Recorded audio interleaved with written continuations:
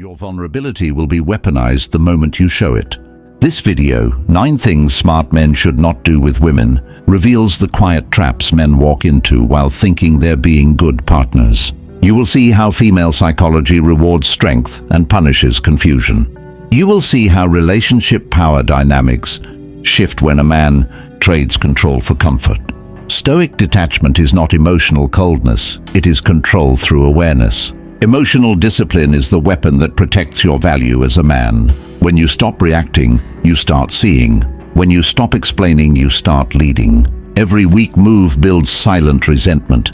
Every strong boundary builds quiet respect. This is not about being heartless. It is about never losing yourself in someone else's game. Watch closely, because these 9 mistakes cost men their peace, their dignity, and their frame. How many of them are you still making? Point number 1. Stop giving your value away. Are you giving away what makes you hard to replace? Picture the gym mirror at dawn. You wipe sweat. You rehearse calm. You answer a text at 2 a.m. anyway. You scroll to see her last scene. You explain yourself again. You sign papers you regret. You sleep in an empty bed and say you are fine. You have power over your mind, not outside events. Realize this, and you will find strength. Centuries ago, a soldier kept his sword sheathed until the right moment. He measured his breath, not his anger. He did not beg for honor. He earned it by quiet acts that no crowd saw. That same rule lived in a Stoic tent. A man chose how he moved, not how others moved him. Now the test comes in a read receipt. It comes in concessions made to stop a fight. It comes in constant availability sold as love. You barter something sacred for a moment of approval. You confuse motion for victory. Listen to the story of a man who stopped answering at midnight. She called. He did not call back. 2 days later she asked what changed. He had not changed. He had only stopped emptying himself for validation. She returned in a different tone. Respect sounded quieter. You cannot rebuild a thing you keep handing away. You cannot grow when you trade your edges for comfort. You will notice how people respond when you stop giving pieces of yourself. Train your silence. Are you still handing away your only currency? Hold that question like a weight. Next, we will break down the exact gestures you must stop tonight. You will hear 9 specifics that take you from offering too much to commanding steady respect. Point number 2, refuse the apology trap. When was the last time you apologized for something that wasn't your fault? Maybe it was a text you sent that she ignored, so you followed it with, "Sorry if I bothered you." Maybe it was a night that ended with her cold silence, and you said sorry for upsetting you just to keep her close. You didn't do it because you were wrong. You did it because you were afraid to lose access. Waste no more time arguing what a good man should be. Be one. Marcus Aurelius wrote that while surrounded by politics and betrayal, he understood that character means standing when others expect you to kneel. The Romans knew that guilt is a leash. Once a man bends his neck, he gets used to the weight. Today that leash is emotional. A single sorry can reset the balance of power. It tells her she was right to test you, even when she wasn't. It turns your backbone into a soft target. You say sorry to escape conflict. But conflict is where respect is born. You say sorry to seem kind. But kindness without boundaries is surrender. Think of the man who apologized for not texting enough. She stopped respecting him the moment he did, not because he was bad, but because he gave her the script. He taught her that guilt works, and she used it again. Next time you feel that urge to fix peace with guilt, stop. Let the silence burn. Let the discomfort sit. That's where clarity starts. Hold your ground without resentment. Apologize only when your conscience demands it, not when her tone does. Stand still in that space. Train your restraint. Are you still saying sorry just to be chosen? Keep watching. Next, we expose how chasing approval destroys your value faster than rejection ever could. Point number 3, do not chase her approval. When did you start needing her reaction to feel real? Maybe it was when she smiled once and you spent weeks trying to earn that look again. Maybe it was when she pulled away and you begged for her to explain. You built your confidence on her response. That is when you lost it. Man conquers the world by conquering himself. Epictetus understood that freedom starts the moment you stop kneeling before opinion. The old Stoics trained their minds to separate worth from reward. They learned that silence is not punishment, it is proof of control. Today men chase approval through small, invisible surrenders. Double texting, over-explaining, agreeing just to keep her mood steady. You tell yourself it's care, but it's fear in disguise. Approval is a moving target. The more you chase it, the faster it disappears. Every time you try to earn it, you confirm you don't already have it. A woman does not respect the man who tries to convince her he's enough. She respects the man who already knows it. Picture a man staring at his phone, typing, deleting, typing again. She hasn't replied. He wants to send one more message to clear the air. He doesn't. He sets the phone down and walks away. For the first time, he chooses peace over pursuit. That's strength. You do not win approval by chasing it. You win it by standing still and letting others reveal their standards. Stop seeking permission to exist. Train your stillness. Are you strong enough to be unseen for a while? Stay tuned. Next, we break the habit that kills respect faster than weakness. The urge to lower your standards just to keep her attention. Point number 4. Keep your standards. Do not negotiate yourself. When did you start trading pieces of yourself to keep someone else comfortable? You once had lines you swore you'd never cross. Then came the late replies, the mixed signals, the slow withdrawal. You told yourself compromise was maturity, but it was erosion. If you want to be respected by others, begin by respecting yourself. That line from Seneca wasn't philosophy, it was survival. A Roman man's worth was measured by what he refused to yield, not what he could explain away. He knew that once you start bargaining with your own code, you end up owned by the outcome. Modern men negotiate themselves every day. They lower standards to keep attention. They stay quiet to avoid being too much. They change opinions to stay liked. Each small deal cuts another piece off their backbone. Picture this. She says she needs space, but still texts you at midnight. You answer because you don't want to lose her. You think flexibility will earn affection. It earns confusion. She stops trusting your words because you don't. Your standards are not walls, they're filters. They separate who values you from who only uses you. Every time you hold them, you signal discipline. Every time you drop them, you signal desperation. A man with standards is predictable in principle, not in weakness. He does not chase chaos. He defines peace. You can love someone without surrendering your boundaries. You can be kind without being conquered. What you allow teaches others how to treat you. Hold your line. Train your resolve.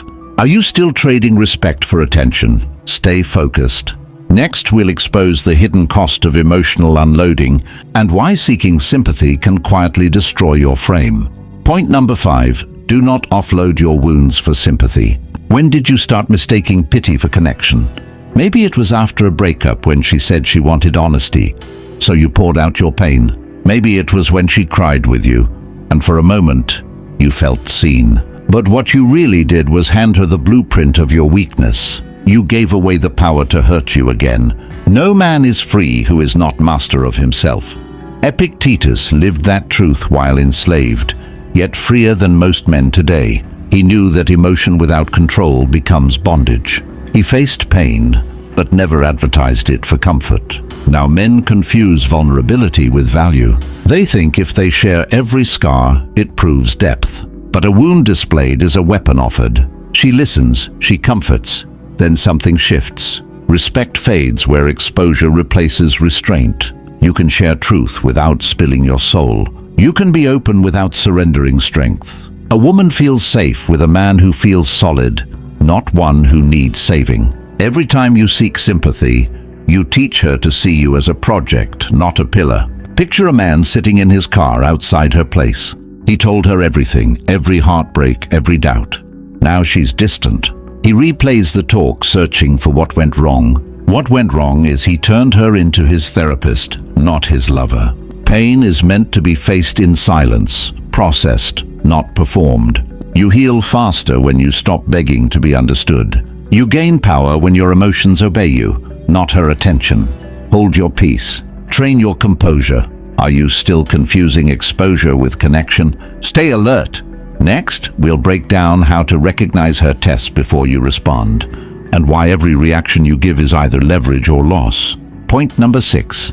See the tests before you answer. When was the last time you failed a test you didn't even know was happening? Maybe she pulled away just to see if you'd chase. Maybe she started a small argument to gauge your control. You thought it was about emotion, but it was about power. You played checkers in a chess game you never studied. If you are distressed by anything external, the pain is not due to the thing itself, but to your estimate of it. Marcus Aurelius wrote that while watching men panic over whispers in his court, he knew most battles are lost in interpretation, not action.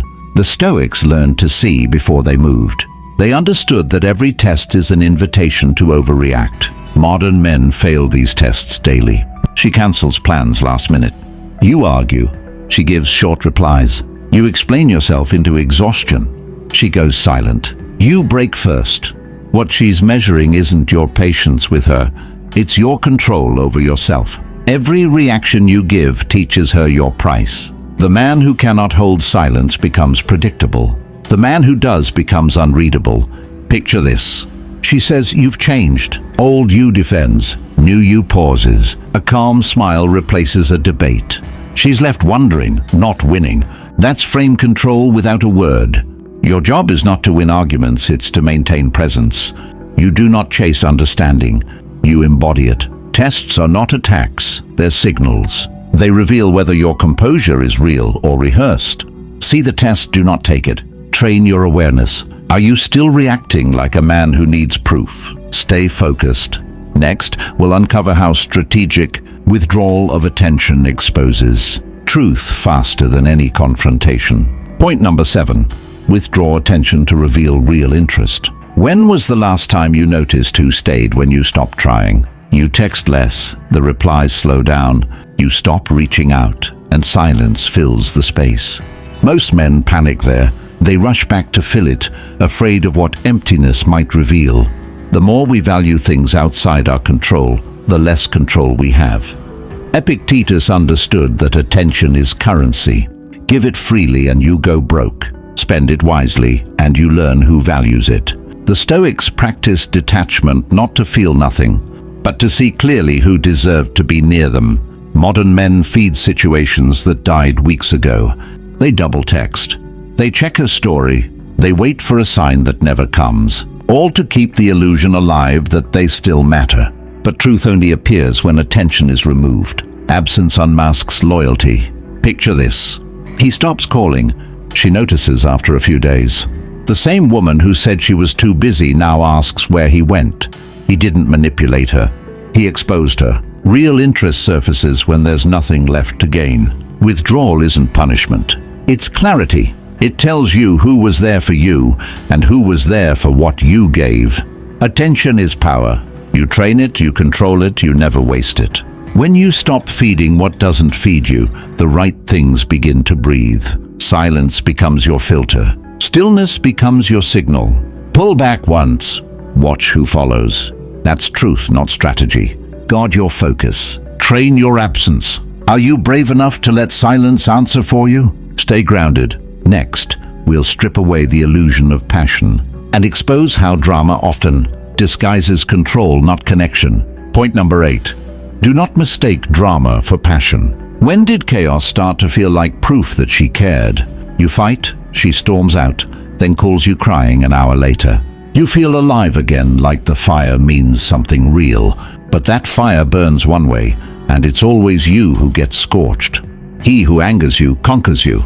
Epictetus said that centuries ago, and it still cuts through modern noise. He knew that emotion without discipline becomes a leash. The Stoics didn't reject feeling, they rejected being ruled by it. They found strength in calm, because chaos had no grip there. Today, many men confuse intensity with intimacy. They think passion is proven through arguments, jealousy, and emotional swings. But drama is not depth, it's instability wearing perfume. It feels addictive because it rewards reaction. The highs make you forget the lows until the cycle repeats. Picture a man sitting in his car after another fight. Music loud, knuckles tight. She texted, I love you, but you make me crazy. He reads it twice, realizing love should not feel like damage control. He deletes the message and breathes. For the first time, peace feels better than attention. Drama thrives on participation. When you stop playing, it dies. When you stop chasing emotional spikes, you start seeing reality. A calm woman will never exhaust you. A chaotic one will never fulfill you. You do not need turbulence to feel alive. You need direction. You need control of your state, not reaction to hers. Protect your peace. Train your calm. Are you still confusing volatility with love? Stay sharp.